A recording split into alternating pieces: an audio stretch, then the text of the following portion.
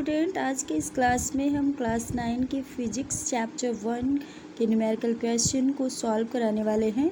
इसके previous class में हमने न्यूमेरिकल स्टार्ट कर दिया है और 3 क्वेश्चन उसमें हमने सॉल्व करा दिया हुआ है। तो जिसने भी वो वीडियो नहीं देखा है, सबसे पहले आप उस वीडियो को वॉच कर लें, फिर इस वीडियो को देखें और इस वीडियो के डिस्क्रिप्शन बॉक्स में मैं उस वीडियो का लिंक डाल दूँगी, तो आप लोग वहाँ से वॉच कर लीजिएगा।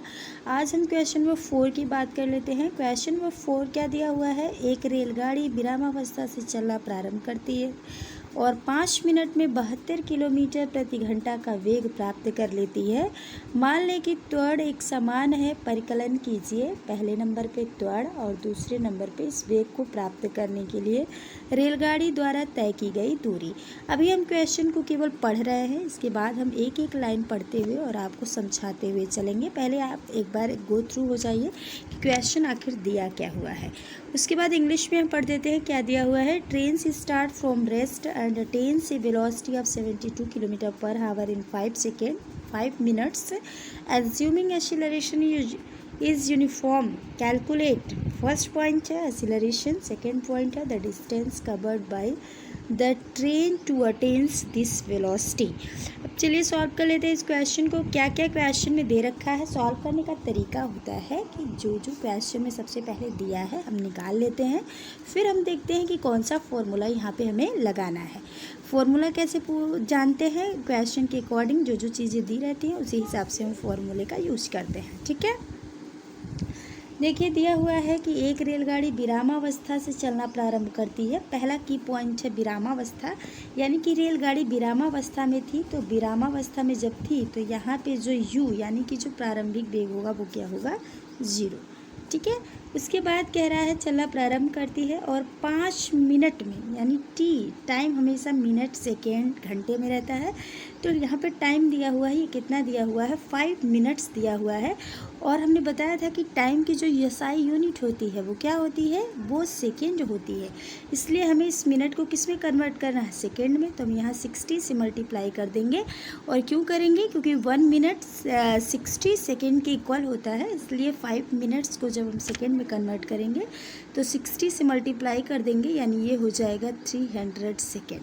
ठीक है, ये तो t आ गया। उसके बाद कह रहा है इससे 72 किलोमीटर प्रति घंटा। किलोमीटर प्रति घंटा, मीटर प्रति सेकेंड, ये चाल की यूनिट होती है। तो यहाँ पे हम बात कर लेते हैं जो चाल है, यानी जो वेग है हमारा, ये जो दिया गया है ये फाइनल वेलोसिटी है, यानी कि अंतिम वेग है। प्रारंभिक वेग 0 है और अंतिम वेग क्या है? अंतिम वेग दिया गया है 72 km/h।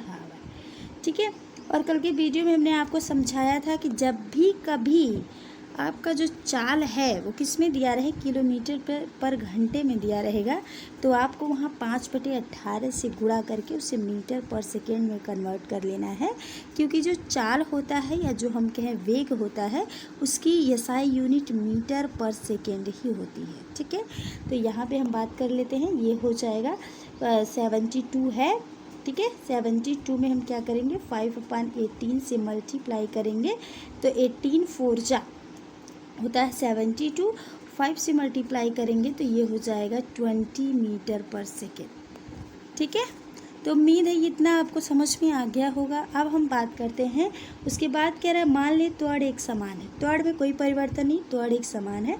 फिर कह रहा है परिकलन कीजिए त्वरण, एक्सीलरेशन आपको फाइंड करने के लिए कह रहा है। ठीक है, तो आपको एक्सीलरेशन फाइंड करना है। एक्सीलरेशन अब क्या कैसे फॉर्मूला? वैसे तो एक्सीलरेशन का फॉर्मूला होता है a = v - u/t, यानी वेग में परिवर्तन बटे समय। तो वेग में परिवर्तन क्या है? अंतिम वेग माइनस प्रारंभिक वेग और बटे समय, ये फॉर्मूला होता है। वैल्यू पुट कर देते हैं। v का मान क्या है? 20। ठीक है, माइनस u का मान क्या है? 0/t का मान कितना है? 300। ठीक है, घटाएंगे तो क्या आ जाएगा? ये घटाएंगे तो ये हो जाएगा 20/300। ठीक, 0 से 0 कैंसिल आउट हो गया, 2 1 जा 2 और 2 15 जा। ठीक है, 30। तो ये आ गया 1/15। क्या आ गया? 1/15। क्या? एक्सीलरेशन है। ये क्या है? एक्सीलरेशन, और एक्सीलरेशन की यूनिट होती है मीटर पर सेकेंड स्क्वायर। ठीक है, तो एक पॉइंट क्लियर हो गया आपका। आप पहला जो पॉइंट दिया था एक्सीलरेशन फाइंड करना, तो हमने ये एक्सीलरेशन निकाल दिया है, आपको भी समझ में आ गया होगा। अब हम बात कर लेते हैं इसकी। अब हमें निकालना है इस वेग को प्राप्त करने के लिए रेलगाड़ी द्वारा तय की गई दूरी। अब हमें दूरी निकालना है, तो दूरी निकालने का एक फॉर्मूला होता है, गति का जो दूसरा समीकरण है यस इज इक्वल टू होता है ut प्लस हाफ at²। ठीक है, ये गति का दूसरा समीकरण होता है, इससे दूरी निकाला जा सकता है, तीसरे से भी निकाला जा सकता है, लेकिन ये इजी है। ठीक, अब हम बात कर लेते हैं निकालेंगे कैसे। यहाँ वैल्यू पुट करते हैं, u का मान क्या था 0 इंटू t का मान क्या है 300 प्लस 1/2। a की वैल्यू अभी आई है, क्या आया था 1/15 आया था, सॉल्व किया है हमने यहाँ पे। उसके बाद t² है यानी 300 का स्क्वायर। ठीक, आई बात समझ में यहाँ तक। सॉल्व करेंगे तो क्या होगा, देखिए यहाँ पे देखो, सबसे पहली बात यहाँ जब करेंगे मल्टीप्लाई तो क्या आ जाएगा 0 ही होगा, तो इसका कोई मतलब ही नहीं है। यहाँ पे देखो क्या हो जाएगा, ये 300 जो है हम कितनी बार लिखेंगे 2 टाइम्स लिखेंगे। ठीक है, क्योंकि स्क्वायर है, तो 300 का जब हम स्क्वायर करेंगे तो आएगा क्या, आ जाएगा ये 9 और 9 के साथ 40। ठीक है, ये तो इसका स्क्वायर आया। उसके बाद हमारे पास क्या है, इन दोनों का आपस में मल्टीप्लाई करेंगे तो ये हो जाएगा 30 यानी 1/30। ठीक है, 0 से 0 कैंसिल आउट हुआ। अब यहाँ पे 3 0 बचा है और ये 3 3 जा 9 और ये 000 इसके साथ, यानी 3000। कितना आ जाएगा 3000 मीटर।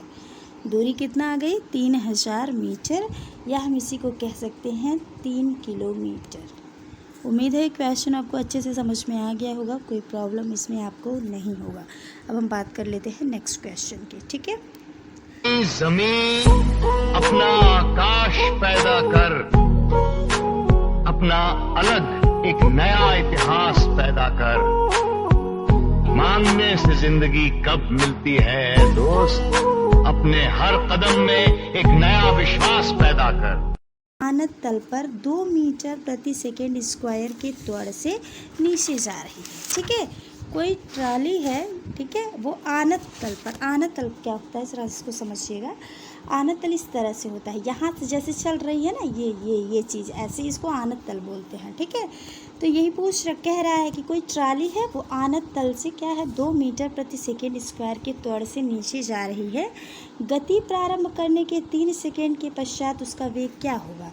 यानी कह रहे हैं trolley is going down an inclined plane with an acceleration of 2 meters per second. What will be its velocity after 3 seconds of starting the motion. ठीक है, यानी कह रहा है 3 सेकेंड के बाद उसका वेग क्या होगा, ये पूछ रहा है हमसे। तो सबसे पहले जो दिया गया है उसको निकाल लेते हैं। क्या क्या दिया हुआ है, दिया हुआ है कि देखो यहाँ पे क्या क्या चीज़ दिया हुआ है।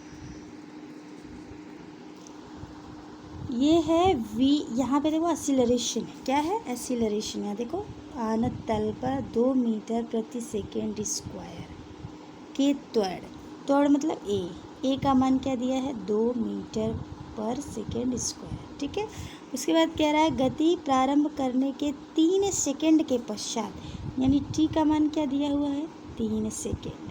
ठीक है, उसके बाद कह रहा है उसका वेग क्या होगा, तो वेग यानी कि फाइनल वेग पूछ रहा है। अब इनिशियल तो दिया ही नहीं, तो इनिशियल हमें क्या लेना है 0, क्योंकि ट्राली जो है इस तरह से थी, तो यहाँ पे इसका जो वेग था वेलोसिटी थी वो क्या थी 0। ठीक है, अब बात कर लेते हैं, ये फाइनल वेग पूछ रहा है, तो गति का जो पहला समीकरण होता है वो क्या होता है, वही यहाँ लगाना है, v = u + at। ये गति का पहला समीकरण है। u का मान 0, a का मान है 2 और t का मान है 3, यानी कि ये 0 + 6 ये हो जाएगा 6 मीटर पर सेकेंड। ठीक है, उम्मीद है क्वेश्चन आपको समझ में आ गया होगा, कोई प्रॉब्लम नहीं होगी। यानी लास्ट में हम कहेंगे कि ट्राली का जो 3 सेकेंड पश्चात वेग होगा वो क्या हो जाएगा 6 मीटर प्रति सेकेंड। ठीक है, अब नेक्स्ट क्वेश्चन की बात कर लेते हैं। नेक्स्ट क्वेश्चन रेसिंग कार है, ठीक है। ये क्या है? एक रेसिंग कार का एक समान त्वरण 4 मीटर प्रति सेकेंड स्क्वायर, यानी ए की वैल्यू क्या दिया हुआ है? 4 मीटर प्रति सेकेंड स्क्वायर। कह रहा गति प्रारंभ करने के 10 सेकेंड पश्चात, कितने सेकेंड पश्चात? 10, यानी टी की वैल्यू जो है वो दिया गया है 10 सेकेंड, ठीक है। उसके बाद कह रहा कितनी दूरी तय करेगा, यानी यस पूछ रहा है। क्या पूछ रहा है आपसे? यस पूछ रहा है, ठीक है। अब यहाँ पे देखो हमें प्रारंभिक वेग तो दिया ही नहीं है, तो प्रारंभिक वेग यहाँ पे क्या हो जाएगा? 0, ठीक है। क्योंकि गति प्रारंभ करने के पश्चात वो दूरी कितनी तय करेगी ये पूछ रहा है। तो यानी जब गति उसका प्रारंभ नहीं हुआ था तो उस समय वेलोसिटी क्या थी? 0 थी। अब हमें यस निकालना है। यस के लिए हम क्या करेंगे? फॉर्मूला लगाएंगे। क्या है यस का formula? S is equal to ut plus half at², ठीक है। जब भी त्वरण दिया रहेगा, u दिया रहेगा, t दिया रहेगा, तो हम दूरी निकालने का यही फॉर्मूला लगाएंगे। अब वैल्यू को रख देते हैं। u की वैल्यू 0 इंटू t की वैल्यू क्या है? 10 प्लस 1/2 at²। a की वैल्यू क्या है? a की वैल्यू देखिए यहाँ पे क्या है? 4 है। a की वैल्यू 4 है, और अगर t की बात करें तो 10 है, इसका स्क्वायर हो जाएगा, ठीक है।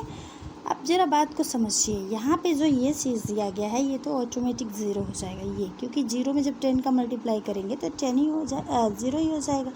अब बचा क्या? अब बचा है 1/2 4 इंटू 10²। क्या बचा था? 1/2 4 इंटू 10²। ये किसके? यस इज इक्वल टू, ठीक है। अब देखो 2 से ये 4 कैंसिल 2 टाइम्स, तो 2 इंटू 10 का स्क्वायर क्या होता है? 100। मल्टीप्लाई करेंगे तो ये हो जाएगा 200, यानी कि जो दूरी हो जाएगी, यानी तय की गई जो दूरी हो जाएगी वो हो जाएगी 200 मीटर। क्या हो जाएगी? 200 मीटर। उम्मीद है ये सारे क्वेश्चन आपको समझ में आ गए होंगे। अगर आपको कोई प्रॉब्लम रह जाती है तो आप कमेंट बॉक्स में ज़रूर बताएं। Thank you.